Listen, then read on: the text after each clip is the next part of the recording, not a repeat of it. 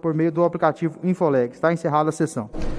Deputado Lucas Virgílio, que é do Solidariedade do Estado de Goiás, termina esta sessão, depois que os deputados finalizaram as votações previstas para esse dia.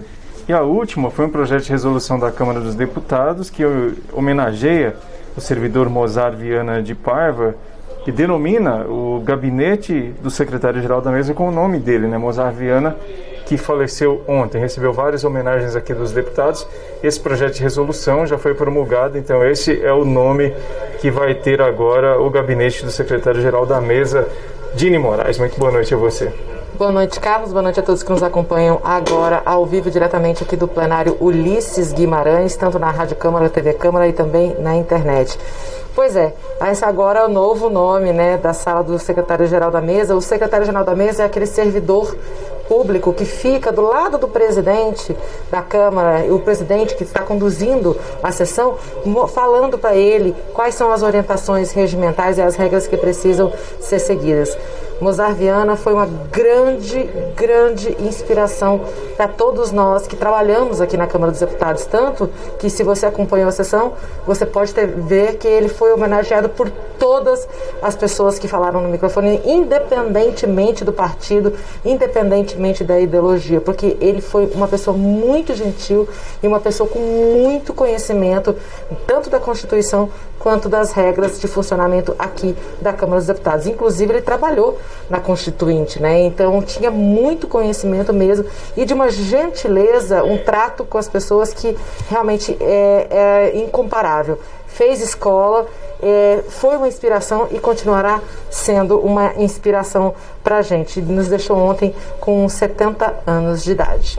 Então, Gini, e mais cedo os deputados aprovaram aqui o projeto de lei 823 de 2021, chamada de Lei Assis Carvalho II, que é para poder ajudar aos agricultores familiares nesse momento de pandemia. E é uma homenagem ao deputado Assis Carvalho, que faleceu em junho do ano passado. Esse projeto é mais uma tentativa do parlamento de instaurar alguns tipos de auxílios voltados aos agricultores familiares do país. Lembrando que, segundo os últimos dados do IBGE, são cerca de 5 milhões de famílias de agricultores familiares no país, e isso corresponde a mais de 70% das famílias que vivem no campo no país. Qual a ideia aí? É ajudar não só com auxílio, né? No caso, tem aí uma previsão, por exemplo, de uma parcela, de um pagamento em uma parcela única de R$ 2.500 para esses agricultores familiares tocarem a produção durante esse período de crise, mas também há outras frentes para ajudar na questão do crédito, enfim, para fazer o caixa continuar girando e essas famílias continuarem conseguindo sobreviver durante esse período. Para falar sobre esse assunto, a gente está aqui no plenário Ulisses Guimarães com o deputado Léo de Brito, do PT do Acre, que é um dos autores dessa proposta, que é assinada por diversos parlamentares do PT, justamente em homenagem ao ex-deputado já falecido Assis Carvalho. Deputado Léo de Brito, boa noite, obrigada pela sua entrevista. Qual é a intenção real? Que diferença que esse projeto pode fazer na prática, na vida dos agricultores familiares? Boa noite. Boa noite, Jimmy. Boa noite, Carlos. Boa noite a todos os nossos telespectadores da TV Câmara. De fato, é um programa muito importante. Essa aprovação desse PL, uma homenagem ao nosso querido ex-deputado Assis Carvalho, que faleceu no ano passado, é um projeto diferenciado para a agricultura familiar. Nós vimos aqui que a Câmara dos Deputados cumpriu o seu papel em relação a diversas áreas, o próprio auxílio emergencial, de um modo geral, o PRONAMP, uma série de outros benefícios que foram tratados, por exemplo, para setores como setores de evento, e faltava a agricultura familiar. Ano passado foi aprovado a Lei Assis Carvalho I, infelizmente foi vetada pelo presidente da República, e agora nós trouxemos a Lei Assis Carvalho II, que é um projeto de inclusão. Né? Os agricultores familiares, eles sofreram muito nesse período também da pandemia. E aí é um projeto que, como você disse, inclui aí a questão do fomento, inclui o seguro safra, inclui crédito facilitado com prazos e carências diferenciados, e também uma espécie de um novo PAA, né, que vai ajudar muito também, inclusive para a segurança alimentar da população de um modo geral. Então, é um projeto muito importante, é uma reivindicação que vem do movimento social. Eu quero aqui parabenizar o deputado Pedro Kizai, que é o nosso coordenador da bancada agrária do Partido dos Trabalhadores, junto com o ex-coordenador deputado João Daniel, o líder Bom Gás, toda a bancada do Partido dos Trabalhadores. Eu sou um dos autores desse projeto e não tenho dúvida que o Senado também vai aprovar. Esperamos que dessa vez o presidente Bolsonaro sancione esse projeto que é tão importante para quem de fato leva a comida para a mesa, porque a agricultura familiar ela é responsável, a principal responsável por levar a comida para a mesa da população brasileira. Deputado Léo de Brito, uma especificidade desse projeto é que ele vai dar algum tipo de auxílio maior, no caso, ou um benefício maior se a agricultora que estiver à frente dos pedidos, se for uma mulher. Como é que o senhor avalia essa parte do projeto?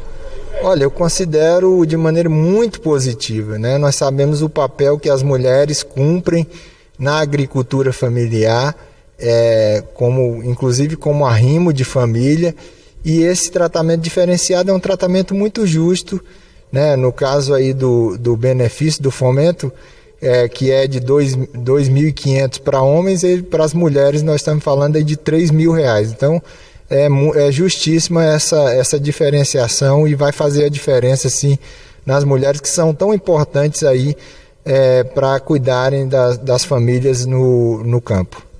Deputado, muito obrigada pelas suas informações aqui. A gente lembra que essas medidas, a intenção é que elas funcionem até o final do ano que vem, é isso?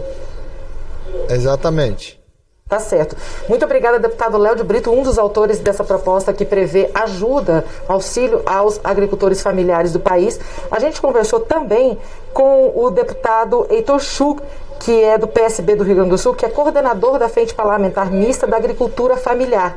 Ele também repercutiu a aprovação desse projeto aqui no plenário da Câmara. Vamos ouvir.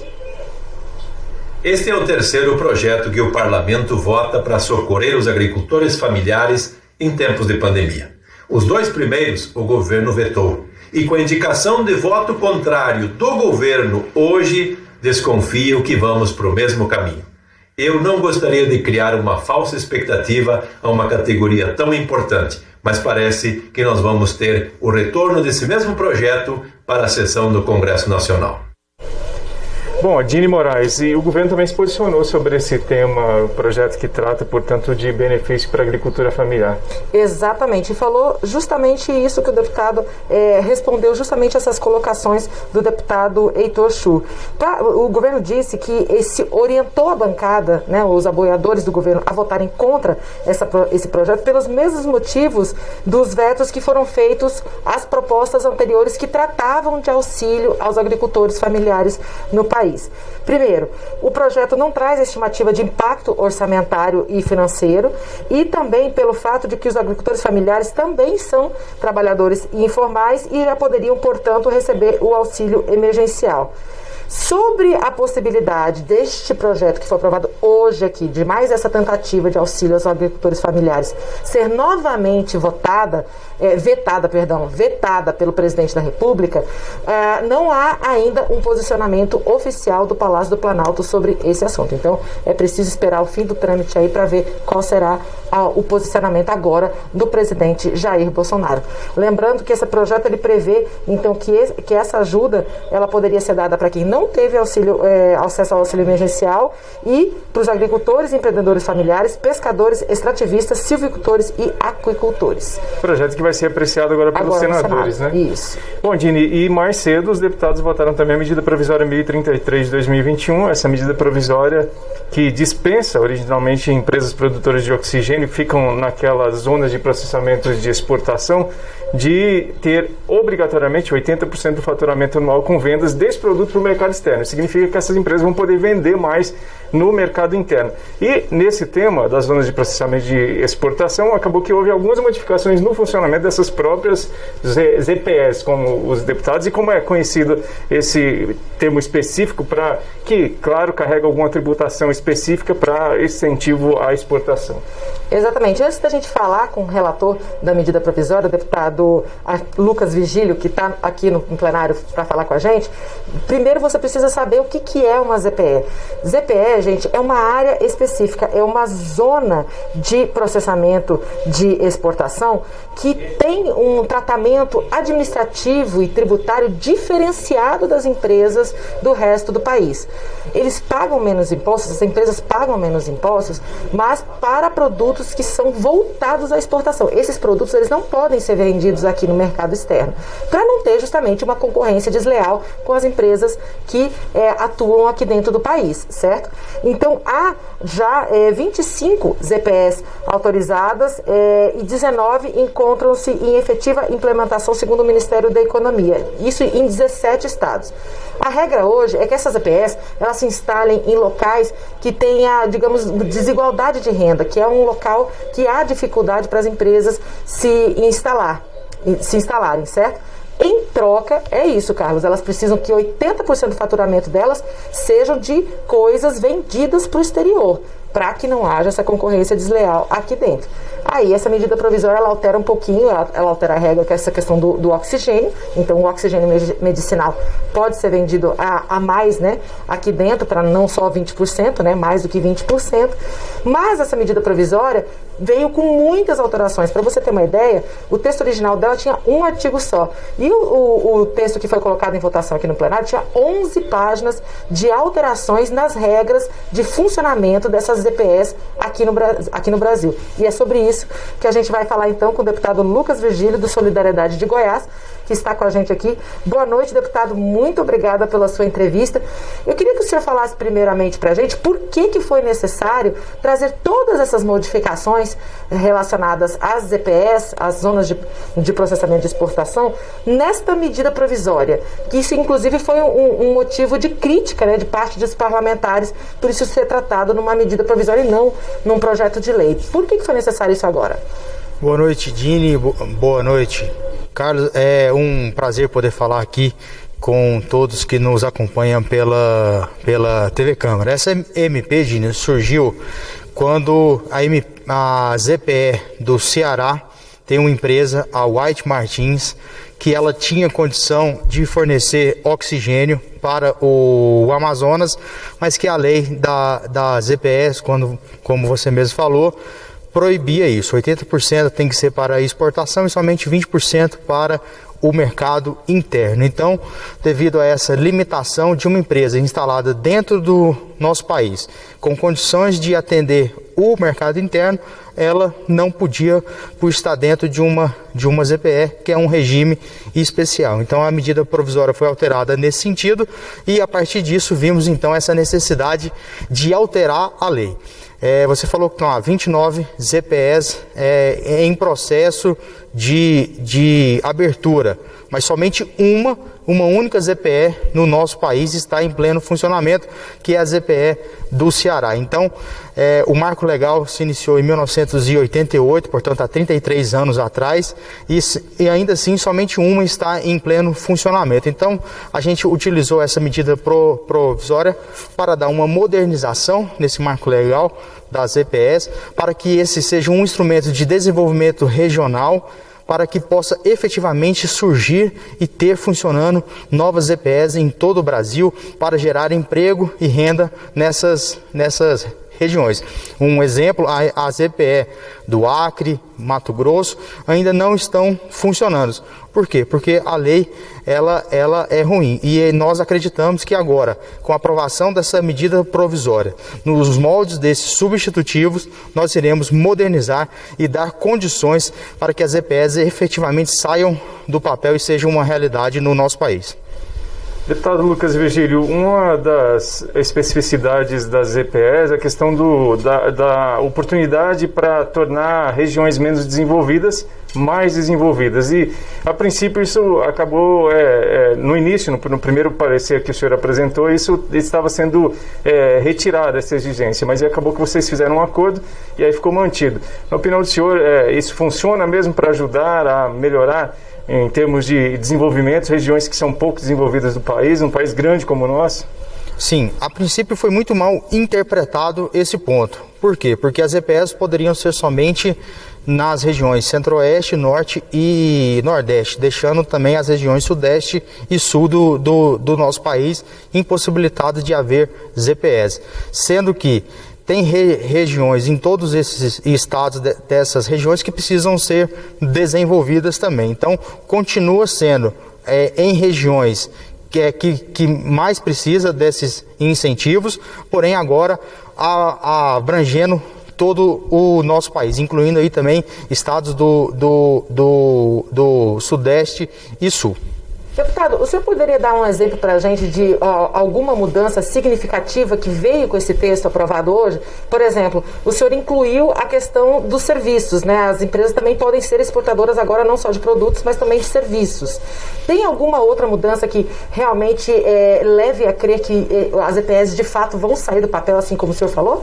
Sim, Dini, essa é uma das principais mudanças, a inclusão de serviços, não somente produtos para indústria, porque nós sabemos também que o serviço hoje é quem gera emprego, o serviço hoje é importantíssimo no desenvolvimento de novas tecnologias, empresas de tecnologia que vendem, serviço não se instalam no nosso país, e também para a própria indústria que precisa contratar empresas de serviço que estão dentro dessas EPS também vão poder fazer. Essa uma das grandes mudanças, a inclusão também de serviço, para que nós possamos também exportar. Diferentemente para a parte da indústria, a parte de serviço valerá a partir de 2022, e também ela não vai poder ser internalizada. Nós tiramos esse fator de exportação. Hoje, a partir do texto aprovado, as EPS vão poder colocar mais do que 20%, né, da sua produção no mercado interno, desde que ela pague todos os impostos de uma empresa fora das EPE, mais uma multa e mais juros. Portanto, não há aí nenhuma concorrência desleal com uma empresa fora das EPE. Mas na parte de serviço, ela também, ela a princípio vai somente para a exportação e para consumo interno dentro da própria ZPE. Tivemos várias outras mudanças. Posso dar exemplo também a permissão para que as empresas fora do regime jurídico da ZPE possam se manter dentro da ZPE, vez que ela já está lá instalada, vez que ela já está gerando emprego. Não haveria motivo para que nós retirássemos de dentro da ZPE fisicamente uma empresa que não esteja dentro deste regime tributário. Ela não vai ter o regime tributário diferenciado, porém ela vai continuar ali gerando empregos dentro daquela região. Colocamos também uma zona descontínua, de um raio até 30 km. Então, dentro de uma ZPE, empresas vão poder participar também desse regime tributário diferenciado que esteja em um raio ali de 30 km. Enfim, como você disse, nós aproveitamos essa medida provisória, vez que vimos essa necessidade e o plenário dessa casa teve concordância nisso, e nós conseguimos aprovar aqui com maioria absoluta deste plenário essas mudanças num novo marco legal aí para as zonas de processamento de exportação, para que o nosso país possa não somente exportar commodities, como é hoje, para que nós possamos beneficiar e exportar já produtos industrializados, e que nós possamos também exportar serviços, que é muito importante para a cadeia produtiva global.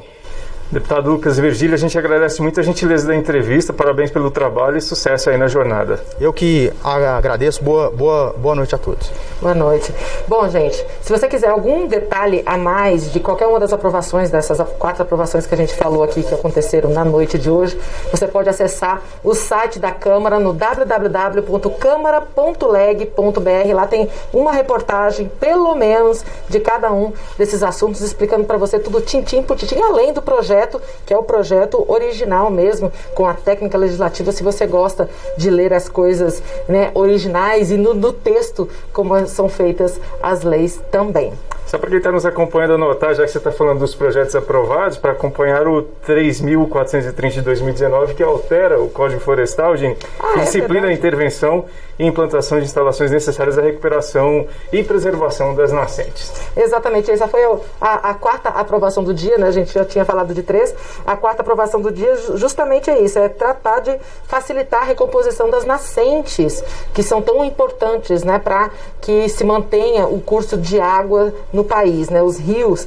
O Código Florestal, ele prevê que essa retirada toda de vegetação em reserva legal ou área de proteção permanente, né, ela possa então ser feita com uma simples declaração ao órgão ambiental competente. Essa foi a mudança feita. E aí prevê não só para recomposição de nascentes, mas também para outros tipos de intervenções, por exemplo, abertura de pequenas vias, instalação de captação, pequenas captações de água, enfim, é uma alteração da área ambiental, né, feita na tentativa de se fazer renascer as nascentes, proteger as nascentes de água no país. Todos esses assuntos, né, exceto a nomeação da sala da Secretaria-Geral da Mesa, vão para o Senado, exceto essa que já está valendo aqui para a Câmara.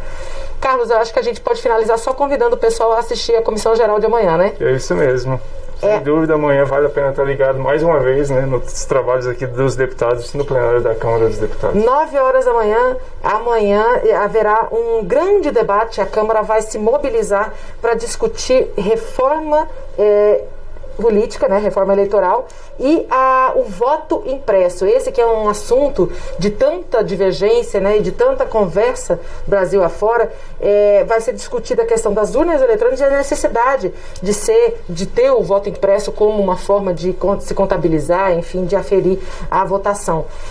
Quem vai estar presente aqui, além dos deputados e autoridades, também estará presente o presidente do Tribunal Superior Eleitoral, Luiz Roberto Barroso. É um debate que vale a pena ver você mesmo com seus próprios olhos, ouvir todos os argumentos que estarão envolvidos nesse debate, e aí sim você leva essa conversa, esse debate, essa discussão para o seu redor, né, para o seu grupo de amigos, para vocês discutirem com argumento o que está sendo debatido aqui na Câmara dos Deputados e que pode vir a mudar a nossa Constituição.